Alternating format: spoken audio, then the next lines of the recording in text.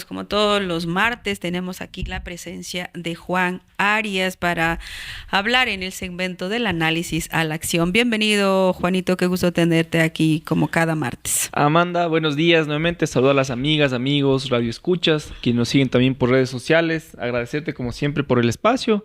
Y bueno, venía también escuchando tu anterior la entrevista con sí, Luis. Me parece importante, ¿no? Esos espacios de diálogo, de debate. Saludar el ejercicio periodístico que ustedes hacen, ¿no? Y creer también en la pluralidad, en la diversidad.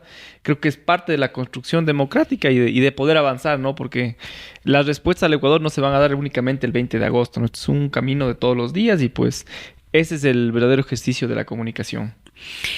Juanito, pues hablando con el tema de si hay diversidad en la comunicación, hay diversidad en el mundo, especialmente pues en nosotros que somos países subdesarrollados y que hemos sido muy afectados por el tema del cambio climático y tú pues has propuesto hablar sobre este tema.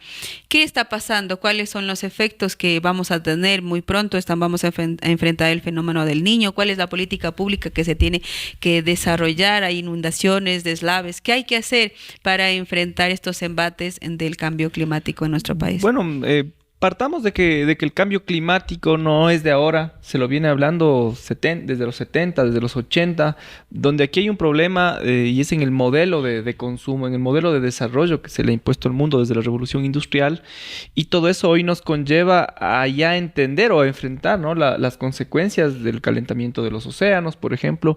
Se han elevado las temperaturas, actualmente estamos en 1.5 grados la temperatura promedio del planeta. El Acuerdo de París habla de que no debemos llegar al 2.5 o 3 grados centígrados, lo cual sería fatal, sería un caos para la vida, para el ecosistema.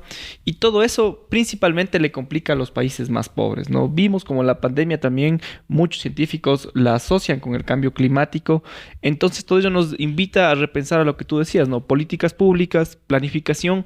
¿Cuál es el rol del Estado? ¿Cuál es el rol que están jugando también los grandes grupos económicos en esa construcción de justicia social? Porque obviamente este cambio climático ensanchará las brechas y principalmente pondrá más complejos, ¿no? A los sectores periféricos, sectores populares, y más aún con la crisis económica, social, de seguridad que vivimos hoy en el Ecuador. Se debaten dos modelos, entonces, porque hay un modelo que es como más consecuente, que es sería como un modelo económico más progresista, que está pensando en el ambiente, y hay otro modelo que es como este modelo de usufructuar todos los recursos naturales, pero ya en el debate de las ciudades, de los gobiernos pequeños, ¿crees que hay esa discusión? Sí, está más vigente, ¿no? Venía preparando las ideas que quería comentarle a la audiencia, ¿no?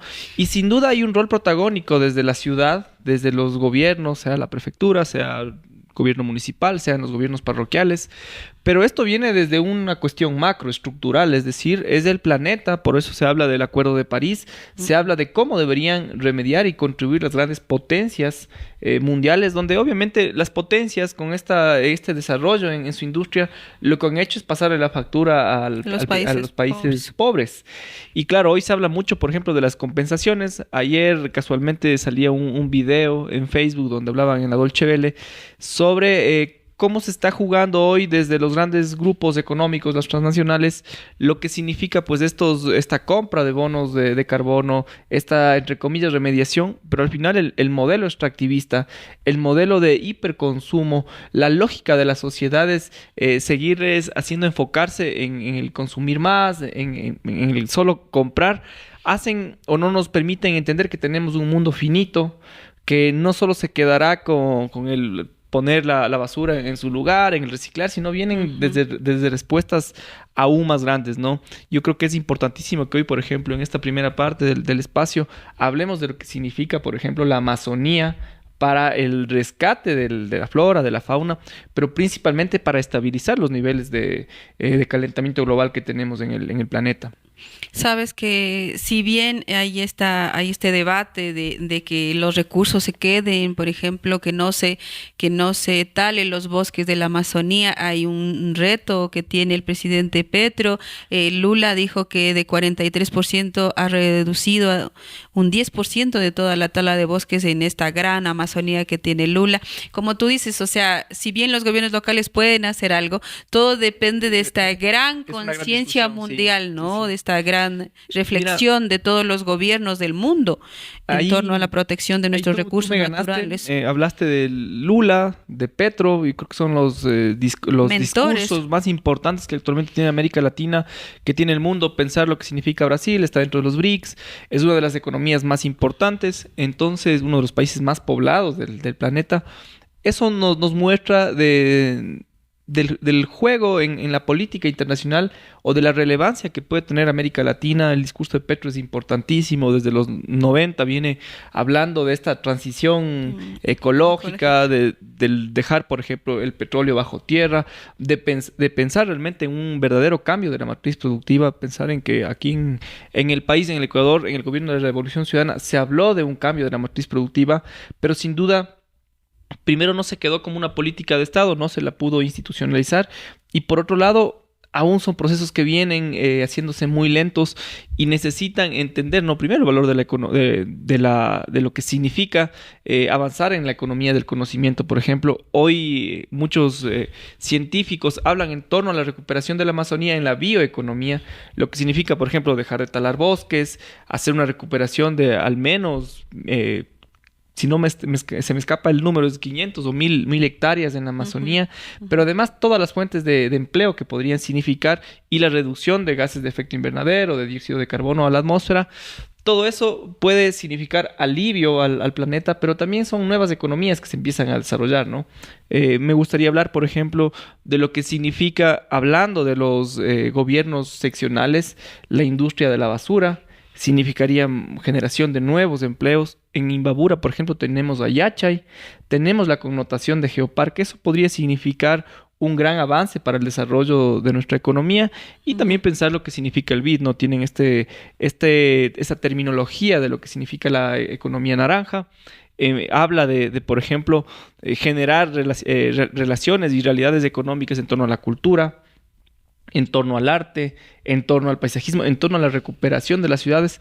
Todo eso podría significar generación de nuevos empleos y yo creo que ahí no está centrada actualmente la discusión política. Sin duda en el país tenemos problemas que están por sobre eso, como es la falta de empleo, hay una Seguridad. crisis de materia de seguridad, pero vienen todas a la larga relacionadas porque tienen un problema estructural, es la pobreza.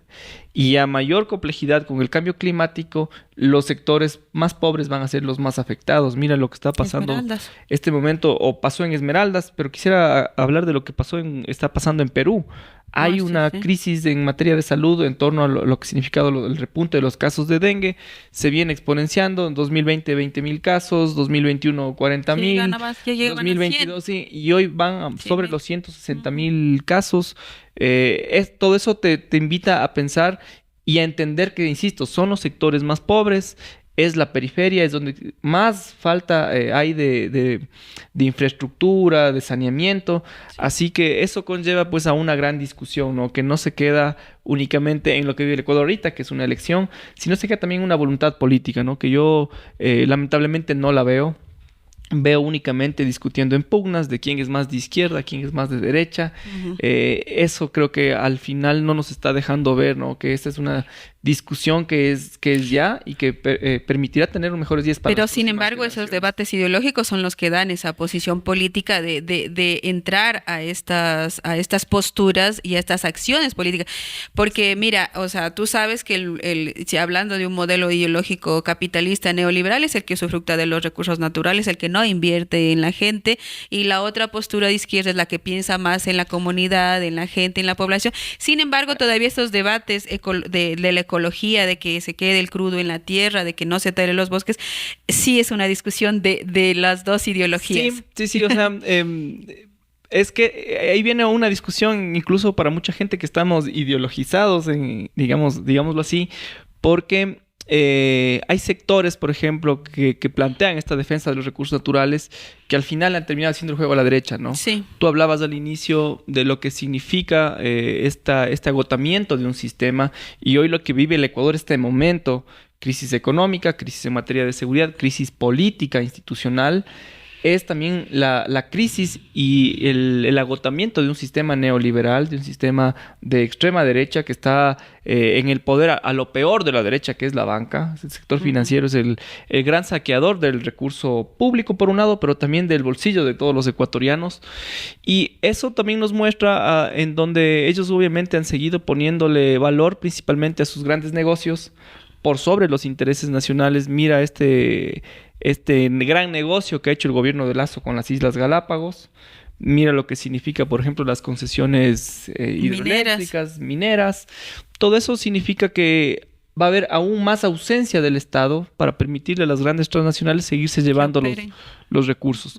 Nosotros creemos, sí, en esta participación clave del Estado, pero también invitamos a los sectores sociales, a las fuerzas progresistas, a entender lo que nos estamos jugando, no en esta elección, sino como planeta, como sociedad, al dejar puestos recursos. Lo del Chocó Andino es una discusión gigante que va a tener Pichincha, Quito, en donde hay una economía interesantísima en torno al turismo que se puede sacar. Sin duda necesitamos que desde el Estado se generen mejores capacidades para garantizar a la empresa privada que venga e invierta, a lo que significa el turismo comunitario, a los procesos de economía popular y solidaria que tienen una lógica totalmente diferente a la acumulación de capital. Y es ahí donde nosotros queremos aportar desde estos espacios con discusión.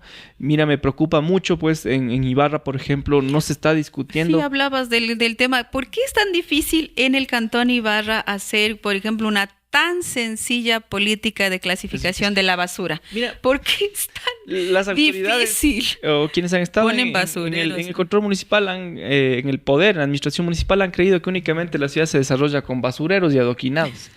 Esa lógica yo creo que tiene que ir cambiando. Será el gran desafío de la actual administración entender lo que significaría tener alianzas público-privadas para generar una economía en torno a la industrialización de la basura. Necesitamos solucionar el relleno de Socapamba, San Alfonso lo mismo, tenemos incluso capacidad de producción de energía. Esas son las grandes discusiones. Hablamos hace 2, 3 espacios lo que significa la transición en cuanto a la movilidad sostenible. Mira, esa es una industria gigante que serían miles de nuevos empleos. Recordar que Ibarra significa pues un gran referente para el norte del país, para la zona 1 en cuestión a educación, ¿no? Tienes muchos institutos, tienes universidades, tienes las capacidades que se podrían generar con Yachay. Todo eso significaría que Imbabura, Ibarra como capital, podría convertirse y debe convertirse en este epicentro en el cambio de la matriz productiva del país. Creemos en esta industria del conocimiento, hay unas capacidades gigantes en lo que significa, por ejemplo, el geoparque. Yo creo que hay un legado que deja la administración de Pablo Jurado en torno al geoparque. Quizás hay una discusión en donde no se ha hecho mayor cosa, pero sin duda ya está la declaratoria. Está posicionado. O sea, pregúntale a cualquier persona. Ya somos geoparques. Nos creemos y estamos convencidos de lo que significa el geoparque. Yo creo que ese es un primer gran paso, porque va más allá de infraestructura y de la incapacidad que tuvo la administración del exprefecto en gestionar recursos, pero sí en una cuestión cultural, en donde nosotros estamos apropiados de este espacio, que no es una bandera política. Es una cuestión de vida, es una cuestión de la provincia, de la ciudad. Nosotros creemos en esta capacidad que podría ser desarrollar este clúster turístico ambiental para Ibarra. La generación de empleo sería gigante. Y si retomamos la discusión no solo ecológica, sino también ideológica que tú planteabas, está ahí. ¿Por qué no discutir en base a números? Dejar, por ejemplo, el Yasuní bajo tierra al Ecuador le significaría una pérdida de 15,000 millones en 20 años, pero todo eso se puede sanear si entendemos lo que hizo ese gobierno nefasto de Moreno, donde en 2018 perdonó más de 4,000 millones en deudas al SRI. Es decir, si solo hay un recambio en la lógica de la estructura tributaria en este país, de una recaudación de impuestos más eficiente, progresiva, que por un lado genere incentivos para la empresa privada que venga, invierta, tenga las garantías, pero asimismo que contribuyan.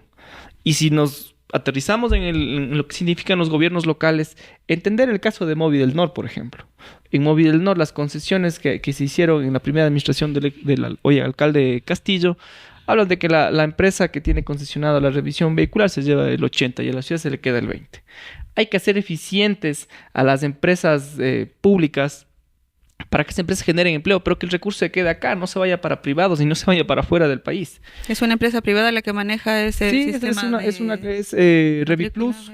Sí. Entonces, esas son las discusiones que tienen que hacerse, donde las empresas públicas puedan ser eficientes, donde las empresas públicas le garanticen al sector privado invertir y donde los gobiernos seccionales, pero también el Estado, administren estas industrias que son vitales para la generación de empleo, vitales para entender la lógica del país y así podamos transitar a un cambio de la matriz productiva, ¿no? Todo esto yo creo que se ha quedado por fuera del discurso político, se lo tiene todavía muy, muy alejado y nos damos cuenta que el cambio climático no espera. Tiene que avanzar a esa discusión, como tú dices, hacer economías más pensadas en el turismo, pensadas en proteger nuestros recursos naturales, nuestros paisajes y tratar de hacer una economía pensada en la cultura, en la ecología, en las artes, en ese tipo de economía pensada, no como tú siempre has remarcado, pensada en el ser humano, pero siempre como que la gente dice, no, es que el Dasuni se tiene que seguir explotando, es que se tiene que, porque son los únicos recursos que tiene el país, sin embargo, hay una discusión que sí es válida desde la tesis, ¿no? Digamos, de usar esos recursos, pero no para los transnacionales, sino explotarlos y usarlos acá. En beneficio de la gente. Claro, eso también funciona entendiendo que hoy, actualmente, el modelo de Estado que tenemos es un Estado mínimo, es el sálvese quien pueda. Es un estado en el que ha permitido que se agudicen los problemas de la minería ilegal, por ejemplo. Entonces, sí necesitamos pues que las capacidades del Estado se las pongan al servicio, por un lado del ser humano, por otro lado de la naturaleza. Y eso, claro, no estamos viendo. Había notado una frase que me pareció interesante y habla de primero el clima, después el comercio. Es decir, primero las personas, primero la vida, después los grandes ingresos económicos, que sin duda necesitamos dinero para vivir.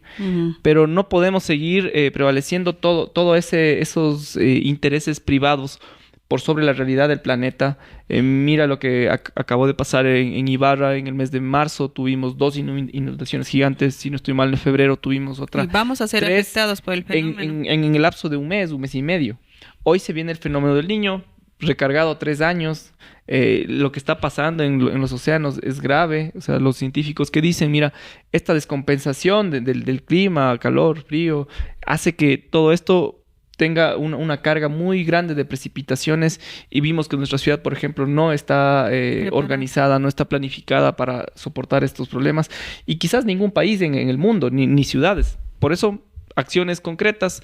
Necesitamos, por ejemplo, avanzar a la descentralización, es decir, que el Estado ponga más recursos en los gobiernos seccionales, que estos los usen para planificar, pero los usen también para construir modelos económicos, modelos de prevención para poder tener respuesta ante estas adversidades. Y lo otro creo yo que es quizá lo de fondo, ¿no? El cambio de la cultura, las culturas de consumo. Vivimos en una sociedad del hiperconsumo. Si escuchamos a Mujica, nos dice, si en India quisieran tener las mismas condiciones de vida que tiene Europa, faltaría un mundo. Pues. Esas son discusiones que deben darse.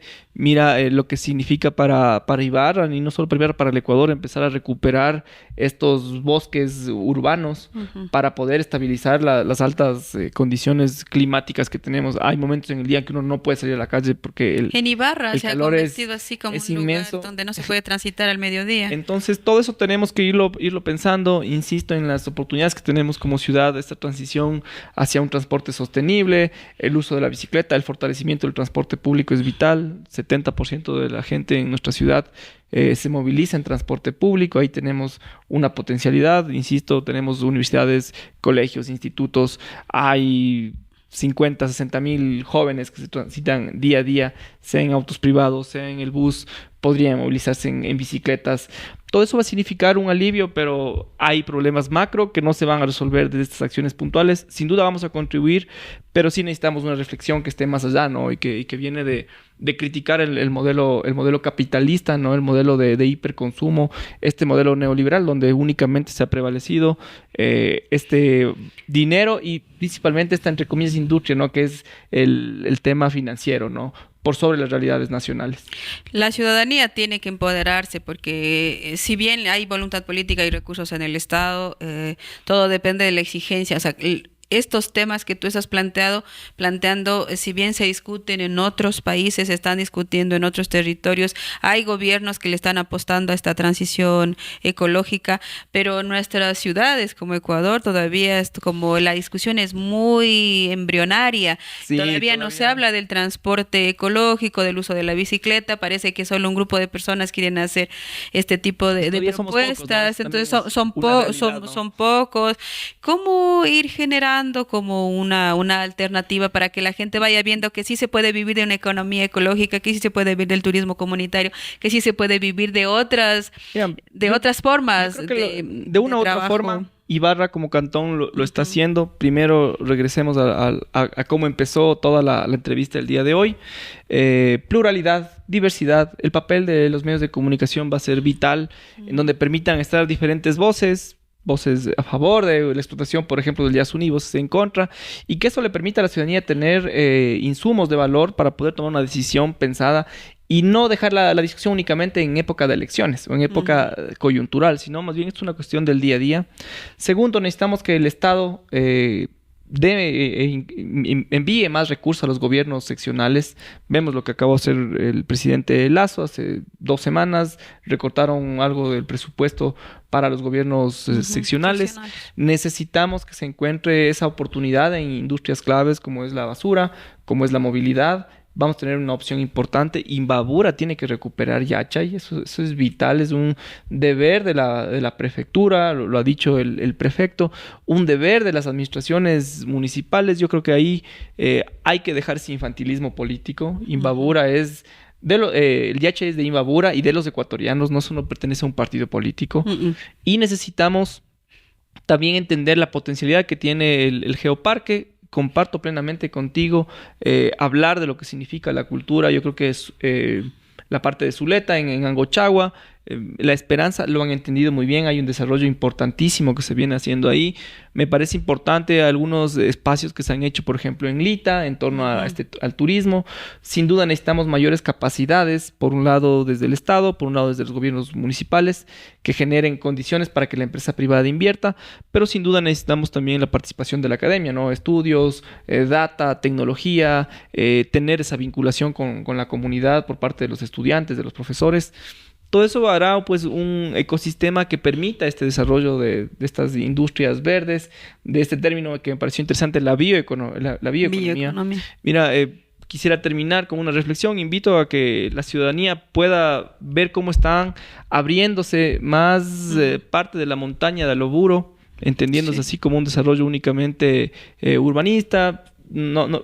Lo que me preocupa es que no responde a un proceso de planificación de la ciudad.